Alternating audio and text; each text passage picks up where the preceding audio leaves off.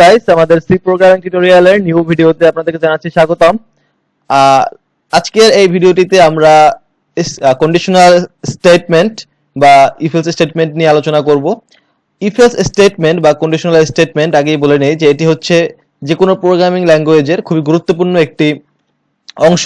এটি ছাড়া আসলে বাস্তব ক্ষেত্রে কোনো প্রোগ্রামিং করা যায় না।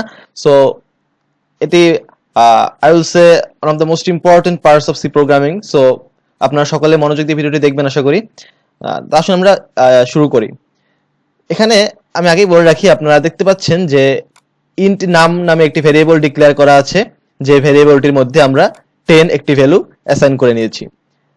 তো এখন আমরা যেটা করব সেটি হচ্ছে ইফ নামে একটি কিওয়ার্ড নেব। এটি সি ল্যাঙ্গুয়েজের একটি কিওয়ার্ড ইফ, এটি আমরা কন্ডিশনের ক্ষেত্রে ইউজ করে থাকি। সো ইফ লেখার পরে আমরা একটি ফার্স্ট ব্র্যাকেট দিলাম। এখন আমরা যেটা করব সেটি হচ্ছে এই ফার্স্ট ব্র্যাকেটের মধ্যে একটি কন্ডিশন লিখব এবং ইফ এর একটি নির্দিষ্ট এরিয়া তৈরি করে দেব। আমরা সেকেন্ড ব্র্যাকেটের মাধ্যমে একটি ব্লক তৈরি করে দেব। এই কন্ডিশনটি যখন স্যাটিসফাই হবে তখন ওই ব্লকের মধ্যে যে কোডগুলো থাকবে সেই কোডগুলো কাজ করবে, অন্যথায় সেই কোডগুলো কাজ করবে না। তো আমি আসলে লিখলে আপনাদের বুঝতে সুবিধা হবে। সো আমি লিখছি এখানে নাম, ভেরিয়েবলটির নাম লিখলাম এন্ড একটি গ্রেটার দ্যান সাইন ইউজ করলাম। এই সাইনটির সাথে আপনারা অবশ্যই পরিচিত আছেন, কারণ এটি আমরা ম্যাথমেটিক্সে ইউজ করে থাকি এই সাইনটি। সো আমি এখানে লিখলাম যে নাম গ্রেটার দ্যান 10, এটি হচ্ছে আমার শর্ত। এবং এই যে দুটি সেকেন্ড ব্র্যাকেট সাইন দেখা যাচ্ছে, এই সেকেন্ড ব্র্যাকেট শুরু এবং এই সেকেন্ড ব্র্যাকেট শেষ সেকেন্ড ব্র্যাকেটের মধ্যবর্তী যে এরিয়া, এটি হচ্ছে আসলে আমাদের প্রথম কন্ডিশনের জন্য সেটকৃত ব্লক।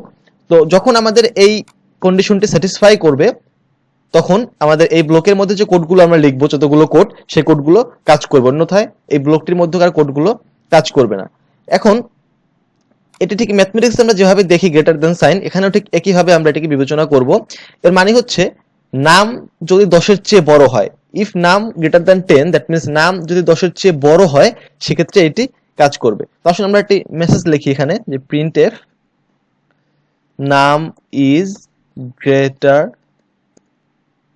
দেন 10। এর মানে হচ্ছে নাম যদি 10-এর চেয়ে বড় হয় তখন এই মেসেজটি প্রিন্ট হবে। এখন যদি নাম 10-এর চেয়ে বড় না হয়, অর্থাৎ যদি এই কন্ডিশনটি পূরণ না হয়, স্যাটিসফাই না হয়, সেক্ষেত্রে কি হবে?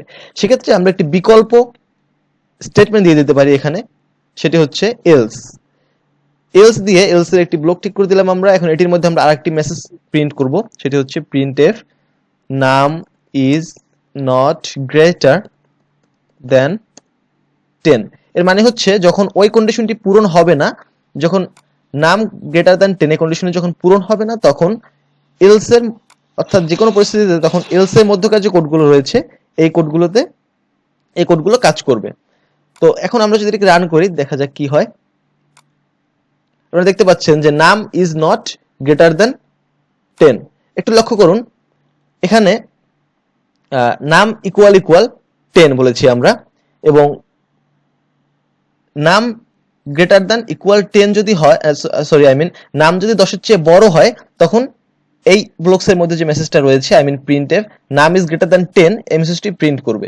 কিন্তু এখানে নাম 10-এর চেয়ে বড় নয়, নাম 10-এর সমান কিন্তু 10-এর চেয়ে বড় নয়, তাই এই কন্ডিশনটি স্যাটিসফাই করেনি। সেই বিধায় এই ব্লকস এর মধ্যে যে মেসেজটা রয়েছে, কম্পাইলার এই মেসেজটিকে অ্যাভয়েড করে গিয়েছে, এবং তখন বিকল্প যে এটি আমরা দিয়েছিলাম ব্লকটি, সেটি হচ্ছে এলস এর যে এরিয়াটা, এটার মধ্যে যে মেসেজটি রয়েছে এটি কম্পাইলার প্রিন্ট করেছে, সেটি হচ্ছে নাম ইজ নট গ্রেটার দ্যান 10। এখন আমি যেটা দেখাবো আপনাদেরকে সেটি হচ্ছে যে গ্রেটার দ্যান সাইনের পরে আমরা একটি ইকুয়াল সাইন অ্যাড করলাম। এখন ইকুয়াল সাইন অ্যাড করার ফলে যেটা হলো সেটা হচ্ছে, আগে শুধু 10-এর চেয়ে বড় হলেই আমরা ইফের ব্লকস এর মধ্যে যে কোডগুলো রয়েছে এই কোডগুলো কাজ করতো, বাট এখন যদি বড় হয় তাহলেও ইফের ব্লকস এর মধ্যে কোডগুলো কাজ করবে। বিসাইডস যদি 10-এর সমান হয় সেক্ষেত্রেও এই ইফ ব্লকস এর মধ্যে কোডগুলো কাজ করবে। তার মানে এখন দুই ক্ষেত্রেই এটি কাজ করবে। তো এখন যদি আমরা এটিকে রান করি, এখন দেখা যাচ্ছে যে নাম is greater than 10, that means এখন ইফ এর মধ্যে যে এটি রয়েছে সেটি স্যাটিসফাই করার কারণে, কন্ডিশনটি স্যাটিসফাই করার কারণে এখন ইফ এর মধ্যে এই মেসেজটি প্রিন্ট হচ্ছে। এবং আরেকটি বিষয় আপনারা লক্ষ্য করবেন, যখন এই মেসেজটি প্রিন্ট হচ্ছে, নিচে এলস এর ভিতরে যে মেসেজটি ছিল সেই মেসেজটি কিন্তু কম্পাইলার অ্যাভয়েড করে গিয়েছে। তার মানে হচ্ছে যখন উপরে কোনো কন্ডিশন স্যাটিসফাই করবে না, তখনই কেবলমাত্র বিকল্প হিসেবে এই মেসেজটি বা এলস এর মধ্যকার কোডগুলো কাজ করবে। এখন আমি আরেকটু অন্যভাবে আপনাদেরকে দেখাই যে এখানে আমরা যে কাজটি করেছি এই কাজটি অন্যভাবেও করা যেত। সেটি হচ্ছে যে এলস ইফ, এক্ষেত্রে আরেকটি নিতে হবে এলস ইফ, এবং এই এলস এর ইফ এর মধ্যে কন্ডিশন আমরা দেব। এখানে আমরা কন্ডিশন দিলাম যে নাম ইকুয়াল 10। এখানে একটু লক্ষ্য করুন, আমরা যখন কোনো ভ্যালু অ্যাসাইন করি তখন আমরা সাধারণত ইকুয়াল সাইন ইউজ করি, যেমন এখানে নাম ইকুয়াল 10 করেছি, কিন্তু এটি অ্যাসাইনমেন্ট অপারেটর নয়, বরং এটি হচ্ছে কন্ডিশনাল অপারেটর। এবং কন্ডিশনাল অপারেটরের ক্ষেত্রে সাধারণত যখন আমরা ইকুয়াল মানে দুইটি সমান এই কথাটি প্রকাশ করতে চাই, তখন দুইটি ইকুয়াল সাইন পরপর ইউজ করতে হয়। সো এই এরিয়ার মধ্যে আমরা লিখলাম যে printf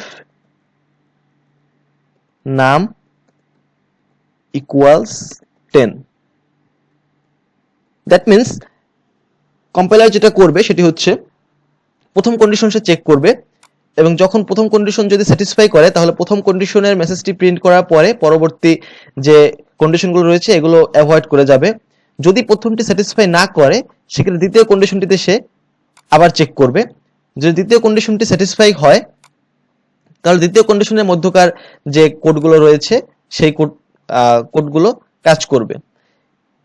বাট যদি সেকেন্ড কন্ডিশনও কাজ না করে বা পরবর্তী কোনো কন্ডিশনই কাজ না করে, সেক্ষেত্রে একদম শেষে গিয়ে যে বিকল্প এলস অপশনটি রয়েছে এই এলস ব্লকসের মধ্যে যে কোডগুলো রয়েছে এই কোডগুলো কাজ করবে। তো এখন যদি আমরা এটাকে রান করি, আপনারা দেখতে পাবেন যেখানে লেখা আছে নাম ইকুয়ালস 10।